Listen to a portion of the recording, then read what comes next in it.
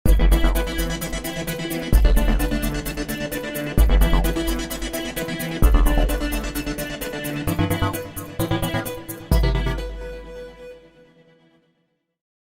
নজরে দেখে নেব আজকের খবর।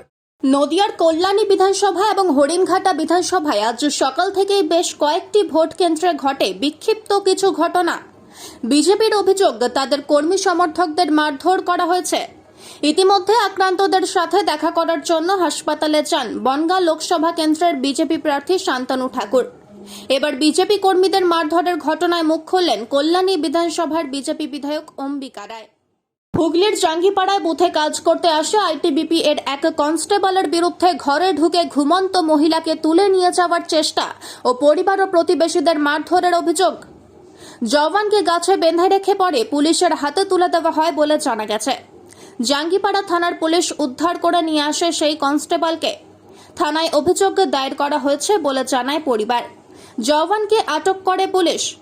কল্যাণ বন্দ্যোপাধ্যায় জানিয়েছেন, বাহিনীর হাতে আবার শ্লীলতাহানি, যে রক্ষক সেই ভক্ষক। কি বলবেন? হ্যাঁ, একটা আইটিবিপির জওয়ান, সে একটি গ্রামের বাড়িতে ঢুকে মহিলা শ্লীলতাহানি করেছে, কি বলবেন?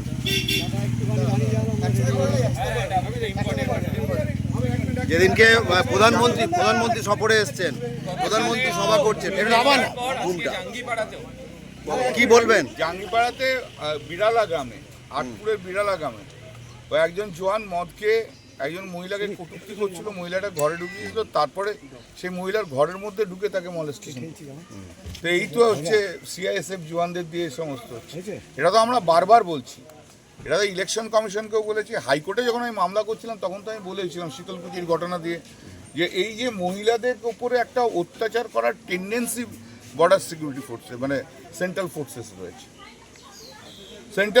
রয়েছে। এবং তোমরা খবর নিয়ে দেখবে, যাও তোমরা খবর না আমাকে বলতে হবে না, যেখানে সিআইএসএফ যাচ্ছে একটু শহর গেছে, সমস্ত রেড লাইট এরিয়ার মধ্যে ঢুকে যাচ্ছে। যাদের নিরাপত্তার দায়িত্ব তারাই যদি বলছি, আমি সারা বলি বলতে পারি, যাও খবর নিয়ে দেখবে, যাও না।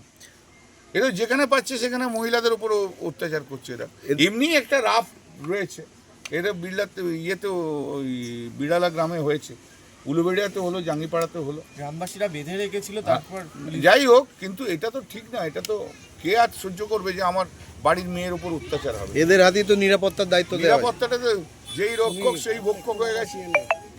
মোদির লোক না, যেমন মোদির তেমনি তার ফোর্স, যেমন অমিত শাহ তার তেমনি ফোর্স। আর কি করা যাবে? এইসবই তো গুজরাটে করেছিল। কাটাগঞ্জ গোকুলপুর আদর্শ শিক্ষায়তন হাই স্কুলে বুথ নম্বর 271 ছাপ্পা ভোট দেওয়ার অভিযোগ তৃণমূলের বিরুদ্ধে। বুথে এসে পৌঁছালেন বিজেপির প্রার্থী শান্তনু ঠাকুর।